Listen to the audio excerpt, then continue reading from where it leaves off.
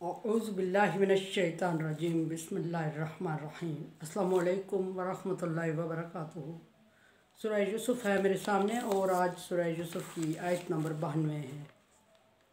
आयत नंबर 91 में यूसुफ अलैहिस्सलाम के भाइयों ने अपनी गलती का एतराफ़ किया, अपनी ज़्यादती का, गलती नहीं कह सकते उसे क्योंकि गलती तो अनजाने में सरज़द होती है।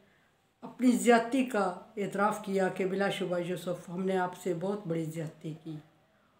और यूसुफ अलैहिस्सलाम अपनी ज़्यादती के एतराफ़ से पहले उन्होंने यूसुफ अलैहिस्सलाम की अपने ऊपर फजीलत और फ़ोक़ियत और बरतरी जो अल्लाह तबारक व तआला ने यूसुफ अलैहिस्सलाम को अता फ़रमाई, हर तरह से उसका भी एतराफ़ किया और उसके बाद अपनी ज़्यादती का एतराफ़ किया। और फिर मायूसी के आलम में कि यूसुफ अलैहिस्सलाम खुदा जाने उनके साथ क्या सलूक करते हैं, यूसुफ अलैहिस्सलाम के रहम व करम पर मजबूरों की तरह हो गए। और आज हमने ज़िक्र करना है कि यूसुफ अलैहिस्सलाम ने कि भाई जब अपनी ज़्यादती का एतराफ़ कर चुके हैं और मुकम्मल तौर पर महकूम हैं और यूसुफ अलैहिस्सलाम हाकिम हैं और सारी गलतियाँ यूसुफ अलैहिस्सलाम एक एक करके उनको बता चुके हैं और वो एतराफ़ किए जा रहे हैं, और जो यूसुफ अलैहिस्सलाम नहीं बता रहे हैं वो भी उन्हें याद आ रही हैं जो उन्होंने यूसुफ अलैहिस्सलाम के साथ और अपने बाप के साथ अनजाने में नहीं जहालत में कर ली। अब यहाँ यूसुफ अलैहिस्सलाम का नंबर आ रहा है कि यूसुफ अलैहिस्सलाम देखते हैं कि आया अपने भाइयों की गलतियों पर उन्हें क्या सज़ा देते हैं या यूसुफ अलैहिस्सलाम माफ़ कर देते हैं। अब ये देखना आयत नंबर 92 में यूसुफ अलैहिस्सलाम ने भाइयों की गलतियों का इतराफ़ सुनकर भाइयों से को जवाब दिया, ला तसरीब अलैकुमुल यौम, आज के दिन तुम्हें कोई मलामत नहीं है। आज के बाद ज़ाहिर है पैगम्बर थे, पैगम्बर इब्ने पैगम्बर इब्ने पैगम्बर इब्ने पैगम्बर, और फिर बादशाह वक्त थे। और जब अल्लाह तबारक व तआला किसी को कोई बड़ी नेमत अता कर देता है तो वो उन छोटी नेमतों की तरफ मुतवज्जे नहीं होता जो पहले उसे छीन ली गई, उसे ज़िंदगी का हिस्सा समझ लेता है। सो यूसुफ अलैहिस्सलाम ने भी यही किया और अपने भाइयों से कह दिया कि आज के दिन तुम्हें कोई मलामत नहीं है, आज के बाद तुम्हें कोई मलामत नहीं है। पहले तो यूसुफ अलैहिस्सलाम उनसे मिले ही नहीं थे, पहले भी मलामत नहीं थी, क्योंकि आज जो ज़्यादतियाँ वाज़े हो चुकी थी और सामने आ चुकी थी, आज के बाद उन्हें अंदेशा था यूसुफ अलैहिस्सलाम के भाइयों को कि यूसुफ अलैहिस्सलाम उनके साथ कैसा सलूक करेंगे, ज़्यादतियों के बदले में ज़्यादती करेंगे या कुछ। ये इसके साथ ही मुझे वो वाक़या नबी सल्लल्लाहु अलैहि वसल्लम का याद आ जाता है कि जब नबी सल्लल्लाहु अलैहि वसल्लम एक दरख्त के नीचे बैठे आराम कर रहे थे, आपकी आंख लग गई कि एक यहूदी ने आके आपकी तलवार उठाई और आप पर तलवार तान ली और उससे आप सल्लल्लाहु अलैहि वसल्लम से कहा कि मोहम्मद बता अब आपको कौन बचाएगा मुझसे। और आप सल्लल्लाहु अलैहि वसल्लम ने जब तलवार उससे ली थी तो फिर छीन ली और फिर उससे पूछा कि अब बता तुझे कौन बचाएगा।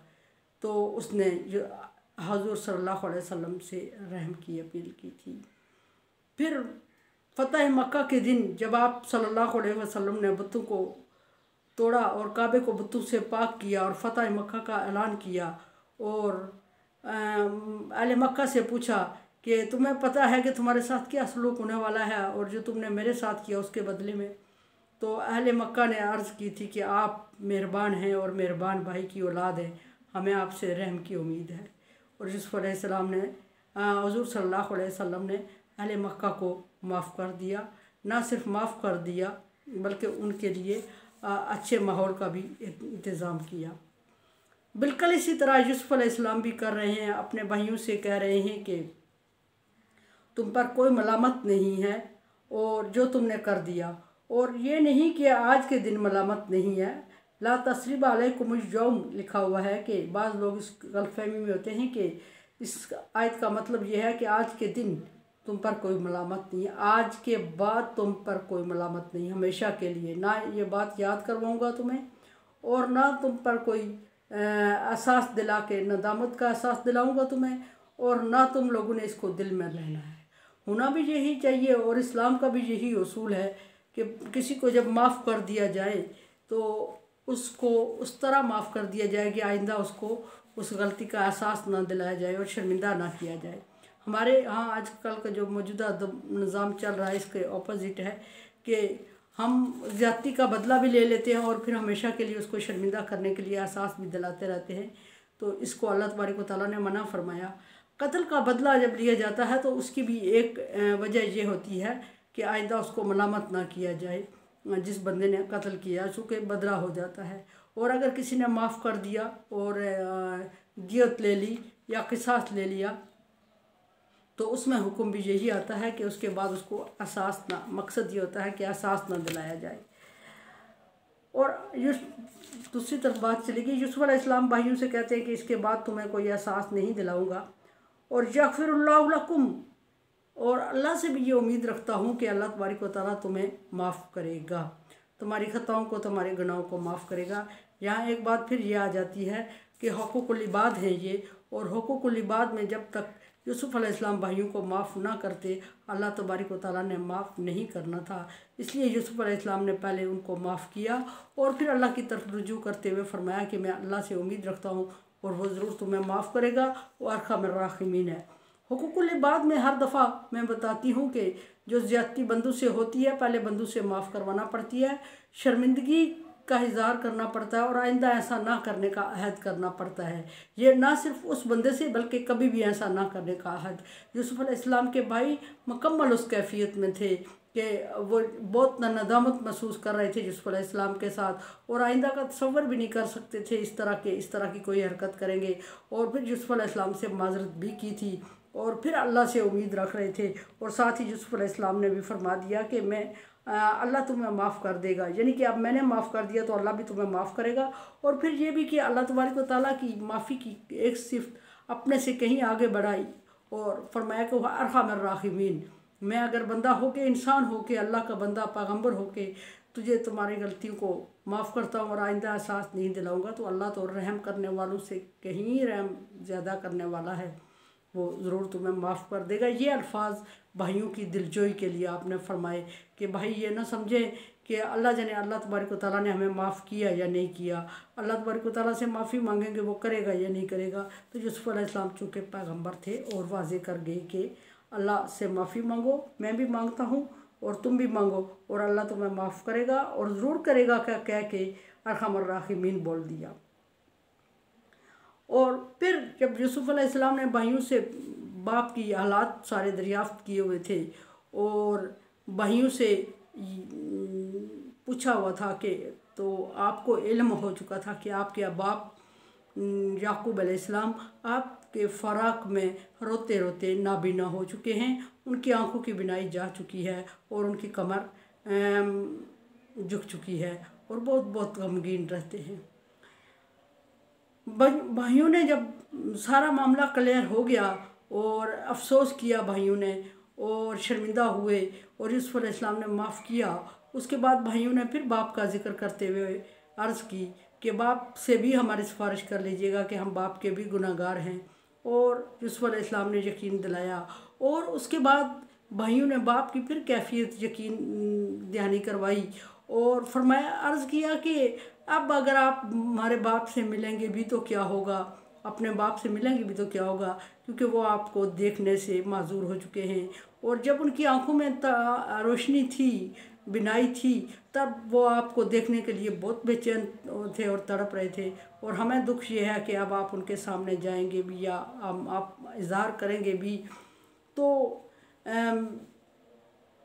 तो वो आपको देख नहीं पाएंगे और उनकी हसरत तो हसरत ही रहेगी। इसके लिए अल्लाह तबारक व तआला की हिकमत थी जो यूसुफ अलैहिस्सलाम को अल्लाह तबारक व तआला ने सिखाई थी। और कज़ालिका किदना लियूसुफ, कुछ लोगों को एतराज़ है कि ये मैं अल्फाज यूसुफ के लिए ना बोलूँ कि अल्लाह तबारक व तआला की तरफ मंसूब ना करूँ कि अल्लाह तबारक व तआला ने यूसुफ अलैहिस्सलाम को सिखाया। और मैंने स्टडी किया और कुरान पाक में वाज़े अल्फाज लिखे हुए, कज़ालिका किदना लियूसुफ, इस तरह हमने यूसुफ अलैहिस्सलाम को तदाबीर सिखाई। उन तदाबीर में से एक ये भी थी कि अल्लाह यूसुफ अलैहिस्सलाम ने भाइयों से फरमाया कि इज़हाबू भी कमीसी हाजा, मेरी ये कमीज़ लेके जाओ, मेरा ये कुर्ता लेके जाओ, अगर अब मेरा बाप नाबीना हो चुका है मेरे फ़राक में, मेरी जुदाई में रोके, तो उसका इलाज यह है कि मेरा ये कुर्ता लेके जाओ।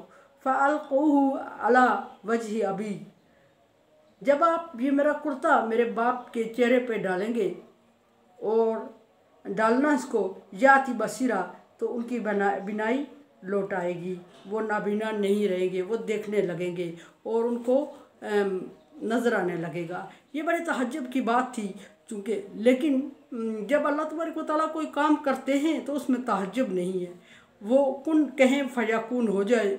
और अगर याकूब अलैहिस्सलाम की बिनाई लौट आई तो क्या फ़र्क पड़ता है इससे, अल्लाह ताला के लिए तो कोई मुश्किल नहीं था। हाँ, इंसान कोई अगर ये दावा करता है, आजकल मेडिकल चल रहे हैं, उसमें टाइम लग सकता है, उसमें बिनाई, लेकिन अगर एक बात ये है कि अगर अल्लाह तबारक व तआला ना चाहे तो 1000 मेडिकल करवा दे, बिनाई लौट नहीं आती। लेकिन यहाँ चूँकि अल्लाह तबारक व तआला की हिकमत थी, मंशा थी, मकसद था, अल्लाह तबारक व तआला ने यूसुफ पैगम्बर को दीदार करवाना था, बाप को बेटे का दीदार करवाना था, और सदियों बिछड़ी हुई और रफ़ाकत को सदियों की जुदाई को रफ़ाकत में बदलना था। तो उसने यूसुफ अलैहिस्सलाम के कुर्ते के बगैर भी याकूब अलैहिस्सलाम को बिनाई दे देनी थी। कादर था, अल्लाह तबारक व तआला कादर है, कादर रहेगा। लेकिन यूसुफ अलैहिस्सलाम ने, चूँकि ये हिकमत थी, ये अल्लाह ने सिखाई थी, सो यूसुफ अलैहिस्सलाम ने अपना कुर्ता भेजा। और ये भी एक मकसद था कि मेरी जुदाई में बिनाई गई है और मेरे ही इस कुर्ते से इसमें अल्लाह तबारक व तआला की तरफ से शफा है और याकूब अलैहिस्सलाम की बिनाई लौट आएगी। या ये हमें ये नहीं बना लेना चाहिए कि याकूब अलैहिस्सलाम, कुरान पाक में ज़िक्र है कि यूसुफ अलैहिस्सलाम के कुर्ते की वजह से याकूब अलैहिस्सलाम की बिनाई लौट आई, तो हम भी इस तरह के कोई वो करें तो शायद बिनाई लौट आए, किसी बड़े की, किसी छोटे की, किसी तबर्रुक की आंखों में लगाने से। जैसे अकीदे को गलत नहीं करना चाहिए। ये अल्लाह तबारक व तआला की हिकमत स्पेशल यूसुफ अलैहिस्सलाम के साथ थी।